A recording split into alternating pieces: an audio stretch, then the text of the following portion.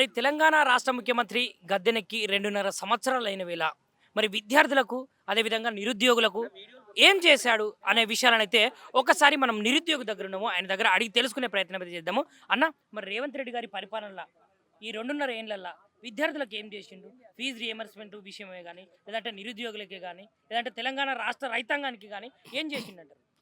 ఇవాళ అబద్ధాల పునాదుల మీద తెలంగాణ కాంగ్రెస్ ప్రభుత్వం గద్దెనెక్కింది. నిరుద్యోగులంతా ఈ రేవంత్ రెడ్డి మోసపూరిత మాటలకు నమ్మి మోసపోయి ఇవాళ ఎక్కడ చూసినా కూడా దిల్సుఖ్నగర్‌లో, ఆర్టీసీ క్రాస్ రోడ్‌లో, ఉస్మాన్ యూనివర్సిటీ లైబ్రరీల దగ్గర చూసినా కూడా విద్యార్థులంతా మేము మోసపోయి గోసపడుతున్నాం అని చెప్పి రోడ్ల మీదకొచ్చి ధర్నాలు చేస్తుర్రు. ఆ రోజు రాహుల్ గాంధీ గారు మార్పు కోసం ఓటేయండి, మార్పు కోసం ఓటేయండి అంటే నిరుద్యోగులంతా నమ్మి ఓటేస్తే ఇవాళ ఏ మార్పు కోరుకున్నారో నిరుద్యోగులు అదే మార్పు ఆ రోజు ఉమ్మడి ఆంధ్రప్రదేశ్లో ఏ విధంగా అయితే ఉందో ఆ విధంగా ఇవాళ నిరుద్యోగులంతా రోడ్ల మీదకి వచ్చి ధర్నాలు చేసి మాకు ఉద్యోగాలు కావాలని అడుక్కుంటారు. ఆ రోజు రేవంత్ రెడ్డి ఏమన్నాడు? ఇది ప్రజాప్రభుత్వం, మీ విద్యార్థులకు ఏది ఎలాంటిదైనా ప్రోగ్రాంలు ప్రొటెక్ట్ చేయడానికి అవసరం లేదు, నేను వచ్చిన వెంటనే నోటిఫికేషన్లు వేస్తాను, మీకు ఉద్యోగాలు వస్తాయి, మీ కుటుంబాలు బాగుపడుతున్నాడు. కానీ ఇవాళ అదే కుటుంబాలు కూలిపోయి ఇవాళ ఆ లైబ్రరీలో చదువుకున్న విద్యార్థులకు ఫీజులు కట్టి తిని తినక రెక్కాడితే డొక్కాడిన కుటుంబాలు అక్కడ ఎండలో కష్టపడి ఇక్కడ డబ్బులు పంపిస్తుంటే వాళ్ళు తిని తినక చదువుకున్న విద్యార్థులు రోడ్లు ఎక్కుతారు. ఇలా ఈ రేవంత్ రెడ్డి నమ్ముకుంటే ఏం చేసిండు? రోడ్ల పాలు చేసిండు. ఇవాళ రేవంత్ రెడ్డి 5,000 నోటిఫికేషన్లు ఎస్ఐ కానిస్టేబుల్ వేస్తాడు. దేనికోసం వేస్తుండు? ఇవాళ ఈ తెలంగాణ రాష్ట్రంలో ఈ 2.5 సంవత్సరాల పాలన చూసి మేము మోసపోయి గోసపడుతున్నాం అని చెప్పి నిరుద్యోగులు అయితేంది, రైతులు అయితేంది, ఈ తెలంగాణ ప్రజానికం అంతా మోసపోయారని చెప్పి అలా బయటకు వచ్చి ధర్నాలు చేస్తున్న సందర్భంలో ఈ సోషల్ మీడియాకు తట్టుకోలేక, బయట ధర్నాలు చేస్తున్న తట్టుకోలేక ఇవాళ ఓన్లీ నీకు బానిసలుగా, రక్షక భటులుగా ఓన్లీ ఇవాళ 5,000 ఉద్యోగ నోటిఫికేషన్లు ఇస్తున్నామని ప్రకటించినావు. త్వరలో అంటూ ఇవాళ త్వరలో అంటే ఆ లైబ్రరీలో చదువుకునే విద్యార్థుల ఏజ్ అయిపోతుంది. నీ 5 సంవత్సరాల పాలన తర్వాత నువ్వు ప్రశాంతంగా ఏసీలో పండుకుంటావు. కానీ ఇవాళ ఏజ్ అయిపోయిన విద్యార్థులు ఏం చేయాలి? తల్లిదండ్రులు కష్టపడి ఎండలో కష్టపడి డబ్బులు పంపిస్తే వాళ్ళు తిని తినక చదువుకుంటున్న సందర్భం. వాళ్ళు ఏజ్ అయిపోతే ఉద్యోగాలు రావు. నువ్వు వేసి కూడా లాభం లేదు కదా రేవంత్ రెడ్డి. ఖచ్చితంగా ఈ నిరుద్యోగులంతా మీ మోసపూరిత మాటలు నమ్మి ఇవాళ ఓట్లేసి రేపు ఖచ్చితంగా నీ ఓటమి కూడా ఇదే నిరుద్యోగులు రోడ్ల మీదకి వచ్చి మళ్ళీ మాకు కేసీఆర్ ప్రభుత్వం కావాలి, కేసీఆర్ లాంటి వాళ్ళే కావాలి, ఒక విజన్ ఉన్న లీడర్ కావాలి, తెలంగాణ రాష్ట్రం బాగుపడాలంటే, ఒక కుటుంబం బాగుపడాలంటే అప్పుడున్నటువంటి సబ్బండ వర్గాలకు అభివృద్ధి చేసినటువంటి కేసీఆరే మళ్ళీ కావాలనుకుంటారు. ఇవాళ మన ఇంట్లో తల్లిదండ్రి కోప్పడితే మనం ఏం చేస్తాం? అలిగి బయటికి పోతాం. అట్లా అలిగి బయటికి పోయిన 2 రోజుల తర్వాత మళ్ళీ వచ్చి మళ్ళీ కుటుంబం దగ్గరనే ఉంటాంగా. ఆ రోజు కూడా నిరుద్యోగులంతా అలిగి కేసీఆర్ మీద అలిగి ఓటేసి ఇవాళ నష్టపోయారు. ప్రభుత్వం ఒకటి చేతిలో పెట్టారు, పరిపాలన కొన్ని అంటారు. ఇవాళ కేసీఆర్ బయటికి రావాలంటే మీరు ఓడగొట్టిరి బయటికి రావాలంటారు. మరి ఇవాళ నిరుద్యోగులంతా బయటకు వచ్చి కొట్లాడితేనే మళ్ళీ మనం తెచ్చుకున్న తెలంగాణ రాష్ట్రం మన చేతిలో ఉంటేనే మనం బాగుపడతాం, మన కుటుంబాలు బాగుపడతాయని తెలియజేస్తూ అదే రేవంత్ రెడ్డికి ఇంకా ఏం తెలియజేస్తున్నా అంటే అక్కడ ఐకే పిల్లర్లో ఒడ్లు పోసారు రైతులు. వర్షాలు వస్తున్నాయి, కనీసం ఎప్పటి గోరకు కూడా ఒడ్లు పోలేదు. ఎవరు పట్టించుకోలేని పరిస్థితి. ఓన్లీ ఎవరికైతే చైర్మన్లు, డీసీసీ చైర్మన్లు పదవులు ఇచ్చిన వాళ్ళంతా ఏసీలో పడుకుంటారు, రైతులు ఎండలో ఉంటారు. ఇవాళ మనం నోటికాడి బుక్ వస్తుందంటే రైతు కష్టపడితేనే మన దగ్గరికి వస్తుంది. అలాంటి రైతును మనం ఎండలో కష్టపెడుతున్నాం. రైతే రాజు కావాలంటారు, నిరుద్యోగులకు ఉద్యోగాలు వేస్తారంటారు. మోసపూరిత మాటలు చెప్పి ఇవాళ గద్దెనెక్కిమంటారు రేవంత్ రెడ్డి. ఖచ్చితంగా ఈ నిరుద్యోగులు నీకు రాబోయే ఎలక్షన్లో ఖచ్చితంగా బుద్ధి చెప్తారు, మళ్ళీ మార్పు కోరుకుంటారు. ఈ తెలంగాణ రాష్ట్రానికి తండ్రిలాగా ఉన్నటువంటి తెలంగాణ బాపును మళ్ళీ ముఖ్యమంత్రి చేసి నిరుద్యోగులు సంతోషపడే విధంగా నోటిఫికేషన్లు ఇస్తారని కూడా తెలియజేస్తున్నారు. ఆ రోజు కేసీఆర్ గారు ఏ రాష్ట్రంలో భారతదేశంలోనే 1,60,000 ఉద్యోగాలు అయినటువంటి ఘనత 10 సంవత్సరాల్లో కేసీఆర్ గారు సాధిస్తే ఆ ఉద్యోగాలు 60,000 మేము వేసినట్టు 6,000 ఉద్యోగాలు వేసినని కరెక్ట్గా చెప్పుకో రేవంత్ రెడ్డి. నువ్వు 60,000 ఉద్యోగాలు వేసినని చెప్తున్నావు. ఇవాళ నిరుద్యోగులంతా ఆ రోజు మార్పు కోరుకున్నారు, ఓటేసారు, నేను గద్దెనెక్కించారు. కానీ నీ మోసపూరిత మాటలకు ఇలా రోడ్ల పాలయ్యారు. ఖచ్చితంగా నీకు రాబోయే ఎలక్షన్లో ఖచ్చితంగా బుద్ధి చెప్తారని తెలియజేస్తూ ఈ ఆర్ట్స్ కాలేజ్ వేదికగా హెచ్చరిస్తున్నా. మరి గత ప్రభుత్వానికి ఈ ప్రభుత్వానికి ఉన్నటువంటి వ్యత్యాసాలు ఏంటి? మరి రేవంత్ రెడ్డి గారు గద్దెనెక్కి 2.5 సంవత్సరాలు అయిపోతుంది కదా, మరి ఈ పరిపాలన గురించి ఏమని మాట్లాడతారు మీరు? ముఖ్యమంత్రిగా ఉన్నటువంటి రేవంత్ రెడ్డికి తెలంగాణ సమాజం పైన, తెలంగాణలో ఉన్నటువంటి రైతాంగం పైన, అలాగే విద్యార్థి రంగాలపైన కానీ ఏమాత్రం చిత్తశుద్ధి ఉన్నా ఈరోజు కాంగ్రెస్ ప్రభుత్వం అధికారం చేపట్టి దాదాపుగా 2.5 ఏళ్ళు గడుస్తూ ఉన్నా రాష్ట్రంలో ఏ ఒక్క వర్గము, ఏ ఒక్క సామాజిక వర్గం కూడా సంతృప్తిగా ఉన్నటువంటి సందర్భం కనిపిస్తూ ఉన్నదని మేము అడుగుతూ ఉన్నాం. ముఖ్యమంత్రి రేవంత్ రెడ్డి అసెంబ్లీ ఎన్నికల్లో భాగంగా అనేక హామీలు అనేకమైనటువంటి గ్యారంటీలు ఇచ్చి ప్రజలను మభ్యపెట్టి ఓట్లు దండుకొని అధికారం చేపట్టినాక అమలు చేసినటువంటి పథకాలు ఎన్ని, చేస్తూ ఉన్నటువంటి హామీలు ఎన్నని మేము అడుగుతా ఉన్నాం. రేవంత్ రెడ్డి రాష్ట్రంలో ఉన్నటువంటి కార్మిక వర్గాలను, కర్షక వర్గాలను, విద్యార్థులను, నిరుద్యోగులను, ఆఖరికి రిటైర్డ్ అయినటువంటి ఉద్యోగులను కూడా మోసం చేసినటువంటి సందర్భం కనిపిస్తూ ఉన్నది. రేవంత్ రెడ్డి, నువ్వు గుర్తుపెట్టుకో, ఈ 2.5 ఏళ్ల కాలంలో నువ్వు చేసినటువంటి అభివృద్ధి ఏందో చూపించేటువంటి దమ్ముందా అని మేము అడుగుతా ఉన్నాం. గత 10 ఏళ్లలో కేసీఆర్ గారు అటు అభివృద్ధిలో ఇటు సంక్షేమంలో తెలంగాణను దేశానికి ఆదర్శంగా నిలిపి తెలంగాణను దేశంలోనే నెంబర్ 1 రాష్ట్రంగా తీర్చినటువంటి సందర్భం కూడా కనిపించింది. కానీ ఈ యొక్క 2 ఏళ్ల రేవంత్ రెడ్డి పాలనలో తెలంగాణ మళ్ళీ 100 ఏళ్ల వెనక్కి నెట్టివేయబడినటువంటి సందర్భం కూడా ఈరోజు కనిపిస్తూ ఉన్నది. రేవంత్ రెడ్డి పాలనలో అన్ని సామాజిక వర్గాలు, అన్ని వర్గాలు కూడా తీవ్రమైనటువంటి ఇబ్బంది పడుతూ ఉన్నాయి. రేవంత్ రెడ్డి కారణంగా ఈరోజు రాష్ట్రంలో విద్యార్థులు ఫీజు రియంబర్స్మెంట్ రాక తీవ్రమైనటువంటి ఇక్కట్లు పడతా ఉన్నారు, తీవ్రమైనటువంటి ఇబ్బందులు పడతా ఉన్నాడు. రియంబర్స్మెంట్ లేక కళాశాలల నుండి తీవ్రమైనటువంటి ఒత్తిడిని ఎదుర్కొంటా ఉన్నారు విద్యార్థులు. అయినప్పటికీ కూడా ప్రభుత్వం నిమ్మకు నీరెత్తినట్టు వ్యవహరిస్తూ ఈరోజు ఫీజు రియంబర్స్మెంట్ పైన కనీసం సోయి లేకుండా విద్యార్థులు తీవ్రమైనటువంటి ఇబ్బందులు పడతా ఉన్నా పట్టించుకోనటువంటి సందర్భం కూడా ఈరోజు మనం కనిపిస్తూ ఉన్నది. రేవంత్ రెడ్డి ఇంకొక పక్క నిరుద్యోగులను నిండా ముంచిండు. అసెంబ్లీ ఎన్నికల్లో భాగంగా ప్రభుత్వం చేపట్టిన నాటి నుండి సంవత్సర కాలంలోపే 2 లక్షల ఉద్యోగాల జాబ్ క్యాలెండర్ ప్రకటిస్తా అని చెప్పినటువంటి రేవంత్ రెడ్డి ఇంతవరకు జాబ్ క్యాలెండరు జాడ లేకుండా పోయింది. ప్రకటించినట్టు జాబ్ క్యాలెండర్ ఏమో అతిగతి లేకుండా పోయిందని మేము తెలియజేస్తా ఉన్నాం. రేవంత్ రెడ్డికి నిరుద్యోగ విద్యార్థులపైన ఏమాత్రం చిత్తశుద్ధి ఉన్నదో నిజంగా తేటతెల్లమవుతా ఉన్నది. రాష్ట్రంలో తెలంగాణ రాష్ట్ర డీజీపీ గారే స్వయంగా పోలీస్ శాఖలో దాదాపుగా 19,000 ఖాళీలు ఉన్నాయని చెప్పినప్పటికీ కూడా రేవంత్ రెడ్డి 5,000తో రానున్నటువంటి జిహెచ్ఎంసీ ఎన్నికలను దృష్టిలో పెట్టుకొని 5,000తో నిరుద్యోగుల విద్యార్థులను మభ్యపెట్టే ప్రయత్నం చేస్తా ఉన్నాడు. రేవంత్ రెడ్డి, నువ్వు గుర్తుపెట్టుకో, నిరుద్యోగులను మోసం చేసే ప్రక్రియ ఏదైతే ఉన్నదో దాన్ని వెంటనే వెనక్కి తీసుకోవాలి. లేని ఎడల పెద్ద ఎత్తున యుద్ధం చేస్తామని మేము స్పష్టం చేస్తా ఉన్నాం. అదేవిధంగా ఇప్పుడు తెలంగాణ రాష్ట్రంలో ఉన్నటువంటి బడుగు బలహీన వర్గాలకు సంబంధించినటువంటి పిల్లలు ఎవరైతే ఉన్నారో వాళ్ళు విద్య ద్వారా మోసపోవాల్సిందేనా? మరి విద్యాశాఖకు సంబంధించినటువంటి మినిస్ట్రీ కూడా సీఎం రేవంత్ రెడ్డి గారి దగ్గరనే ఉంది. మరి ఏమైనా లోపాలు ఉన్నాయంటారా? భారతదేశం పుట్టిన నాటి నుండి, భారతదేశం స్వాతంత్రం సాధించిన నాటి నుండి నేటి వరకు కేంద్ర ప్రభుత్వంలో కానీ అటు రాష్ట్ర ప్రభుత్వాలలో కానీ ఒక అసమర్థ విద్యాశాఖ మంత్రి, అసమర్థ ముఖ్యమంత్రి ఎవరైతే ఉన్నాడంటే అది రేవంత్ రెడ్డి అనే విషయాన్ని కూడా మేము తెలియజేస్తూ ఉన్నాం.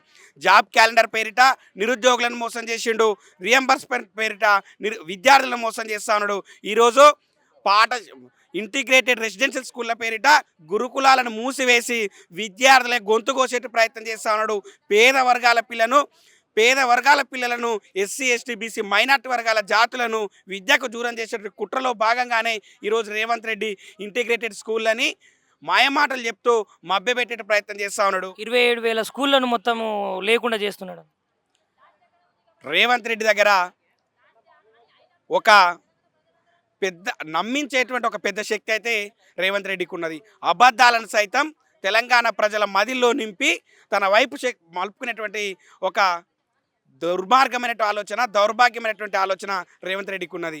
రేవంత్ రెడ్డి, నువ్వు గుర్తుపెట్టుకో, రాష్ట్రంలో ఉన్నటువంటి స్కూళ్ళను మూసేసి ఇంటిగ్రేటెడ్ స్కూళ్ళ పేరిట ఒక నయా దందకు తెరలేపే ప్రయత్నం చేస్తూ ఉన్నావు. ఆ యొక్క ప్రక్రియను వెంటనే వెనక్కి తీసుకోవాలి.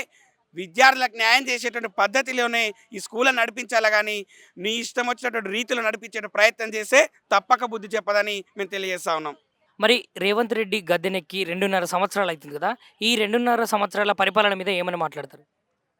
కాంగ్రెస్ ప్రభుత్వం వచ్చిన తర్వాత రేవంత్ రెడ్డి ముఖ్యమంత్రి అయిన తర్వాత 2.5 సంవత్సరాల పరిపాలన ఎలా ఉందంటే, 60 సార్లు ఢిల్లీకి పోయి వచ్చిండు, 100 సార్లు సోనియా గాంధీ, రాహుల్ గాంధీ కాళ్ళు మొక్కిండు, దగ్గర 1,000 కోట్ల రూపాయలు ఢిల్లీకి తరలించిండు, 1,000 కోట్ల కమిషన్లు ఢిల్లీకి తరలించిండు, మూసీ పేరు చెప్పి పేదలిండ్లు కూలగొట్టిండు, హైడ్రా పేరు చెప్పి విలువైన భూములు లాక్కున్నాడు, తన సొంత అన్నైనటువంటి తిరుపతి రెడ్డి ఇల్లు కూడా హైడ్రా పరిధిలోనే ఉన్నది, ఎఫ్టీఎల్ పరిధిలో బఫర్ జోన్లోనే ఉంది. అయినా సరే కానీ బడాబాబుల బిల్డింగ్ల జోలికి పోకుండా, బడాబాబులు హైడ్రా పేరు చెప్పి లేదా ఆక్రమించిన భూముల జోలికి పోకుండా కేవలం రేవంత్ రెడ్డి ఎవరి మీద పడ్డాడంటే పేదల మీద పడ్డాడు. 2.5 సంవత్సరాల కాలంలో నిరుద్యోగులను కొట్టించిండన్న. నిరుద్యోగులను లాఠీ దెబ్బలు వాళ్ళ వీపుల మీద లాఠీలతో కొడితే లాఠీలు ఇరిగిపోయినాయి. 2.5 సంవత్సరాల కాంగ్రెస్ ప్రభుత్వ పాలనలో నిరుద్యోగులను ఇబ్బంది పెట్టిండు, ఉద్యోగస్తులను ఇబ్బంది పెడుతున్నాడు, రైతులను ఇబ్బంది పెడుతున్నాడు. హైదరాబాద్లో నివసిస్తున్న అట్టడుగు వర్గాల ప్రజలను వాళ్ళ ఇల్లును కూల్చి వాళ్ళని రోడ్డు మీద బదారణ పడేసిండు. ఈరోజు ఎక్కడికక్కడ దొరికినట్టు దోచుకుంటున్నాడు. అంటే ఒక పరిపాలన మీద అవగాహన లేదు. ఈరోజు కాంగ్రెస్ ప్రభుత్వాన్ని గెలిపించింది 6 గ్యారెంటీలు 420 హామీలు నెరవేర్చాలనే కదా. 6 గ్యారెంటీలు 420 హామీలు ఈ కాంగ్రెస్ ప్రభుత్వం నెరవేరుస్తుందనే కదా అన్న ఈరోజు ప్రజలు ముందుకొచ్చి కాంగ్రెస్ పార్టీకి ఓటేసింది. అధికారంలోకి వచ్చి 2.5 సంవత్సరాలు గడుస్తున్నా సరే కానీ ఇంకా కేసీఆర్ గారిని విమర్శించడమే, ఇంకా బీఆర్ఎస్ పార్టీని విమర్శించడమే, ఇంకా బీఆర్ఎస్ పార్టీ నాయకత్వాన్ని రేవంత్ రెడ్డి విమర్శిస్తున్నారు తప్ప నేను ఇచ్చిన హామీని నెరవేరుస్తా, 6 గ్యారెంటీలు 420 హామీలను నెరవేరుస్తా, నిరుద్యోగులకు 2 లక్షల ఉద్యోగాలు ఇస్తా, రైతులకు రుణమాఫీ చేస్తా అని మాత్రం మాట్లాడతలేడు. నేను ప్రభుత్వం వచ్చుడుతోనే ఫీజు రియంబర్స్మెంట్ ఇస్తా అన్నాడు. ఈరోజు 10,000 కోట్ల ఫీజు రియంబర్స్మెంట్ బకాయిలు ఉండి విద్యార్థులు సర్టిఫికేట్లు కూడా అల్లాడుతున్నారు. ఈరోజు జీవో నెంబర్ 7ని తీసుకొచ్చి డైరెక్ట్ స్టూడెంట్ అకౌంట్లకే డబ్బులు ఇస్తాడంట. నువ్వు ఎడ్యుకేషన్కి సంబంధించిన ఇన్స్టిట్యూట్కే డబ్బులు వేస్తలేవు, ఇంకా విద్యార్థులకు ఎప్పుడు వేస్తావు? రైతు రుణమాఫీ వేస్తలేవు, స్కాలర్షిప్లో వేస్తలేవు, ఉద్యోగాలు ఏమంటే వేస్తలేవు. ఇంకా నువ్వు స్టూడెంట్ అకౌంట్కు డైరెక్ట్ డిఓ నెంబర్ తీసుకొచ్చి డైరెక్ట్ స్టూడెంట్ బెనిఫిషియరీ అకౌంట్కే వేస్తా అంటే స్టూడెంట్స్ ఏమో విద్యార్థులు ఏమన్నా పిచ్చోళ్ళు కాదు కదన్న. ఆ రోజు రాహుల్ గాంధీ గారు చిక్కట్పల్లి, అశోక్ నగర్ లైబ్రరీ ప్రాంతాలకు వచ్చి చాలా వాళ్ళతోని కుర్చీలలో కూర్చొని ఛాయలు తాకుంటూ మా ప్రభుత్వం వచ్చుతోనే 2 లక్షల ఉద్యోగాలు మీ చేతిలో ఉంటే సంవత్సరానికి 2 లక్షల ఉద్యోగాలు వేస్తామని చెప్పేసి ఒక దొంగ హామీ ఇచ్చిండు. ఎవరు? Rubber stamp Rahul Gandhi. దొంగ హామీలు ఇచ్చి ఇక్కడున్న యువతను రెచ్చగొట్టి, ఇక్కడున్న ప్రజలను రెచ్చగొట్టి, యువతను ఉస్మాన్ యూనివర్సిటీ, చిక్కడపల్లి, దిల్సుఖ్నగర్, అమీర్పేట్ ఈ ఏరియాలో ఉన్న లైబ్రరీలో ఉన్న విద్యార్థులను బయటికి తీసుకొచ్చి ఏదైనా ఇష్యూ దొరికితే రాహుల్ గాంధీ రేవంత్ రెడ్డి రోడ్డు మీదకి వచ్చి బట్టలు చింపుకున్నాడు. అంటే నేషనల్ పార్టీ అయినటువంటి రాహుల్ గాంధీ కేసీఆర్ గారిని గద్దె దించాలి, బీఆర్ఎస్ పార్టీని ఓడగొట్టాలని చెప్పేసి అశోక్ నగర్, చిక్కడపల్లి లైబ్రరీ గల్లీలో వచ్చి ఛాయ్ తాగండి అర్థం చేసుకోవాలి. ఈ రాష్ట్రంలో కేసీఆర్ గారి బలం ఎంత ఉందో, కేసీఆర్ గారికి ఈ రాష్ట్రం మీద పట్టు ఎంత ఉందో అనేది. ఈరోజు 2.5 సంవత్సరాలు గడుస్తుంది. రేవంత్ రెడ్డి గారు మీరు చేసింది ఏంది రాష్ట్రానికి? నిరుద్యోగులకు ఉద్యోగాలు వేస్తున్నావు. ఎన్ని ఉద్యోగాలు ఇచ్చినావు? కేసీఆర్ గారు వేసిన 70,000 ఉద్యోగాలను పట్టుకొని నిరుద్యోగులకు ఉద్యోగాలు వేసని చెప్పేసి ప్రతి సభలలో గప్పాలు కొడుతున్నావు. రైతు రుణమాఫీ చేసినా అంటున్నావు. 2032 వరకు వచ్చే 2 సంవత్సరాలు వచ్చే 2 టర్ములు నేనే ఉంటా, తర్వాత దేశ రాజకీయాల్లోకి పోతా అంటున్నాడు. అంటే వచ్చే 2 సార్లు ముఖ్యమంత్రి రేవంత్ రెడ్డి అవుతాడట, ఆ తర్వాతకి రేవంత్ రెడ్డి దేశ రాజకీయాల్లో పోతాడట. రేవంత్ రెడ్డి గుర్తుపెట్టుకో, రాబోయే 2028 ఎలక్షన్లో కొడంగల్లో చిత్తుగా ఓడిపోతున్నావు. ఈ నిరుద్యోగ యువత, ఈ ప్రజలు, తెలంగాణ రాష్ట్రంలోని సబ్బండ వర్గాలు హైడ్రా వల్ల, మూసీ వల్ల అన్యాయంకి గురైన అట్టడుగు వర్గాల పేద ప్రజలు కొడంగల్లో ప్రతి ఇంటికి పోయి రేవంత్ రెడ్డిని ఓడగొట్టాలని చెప్తారన్న.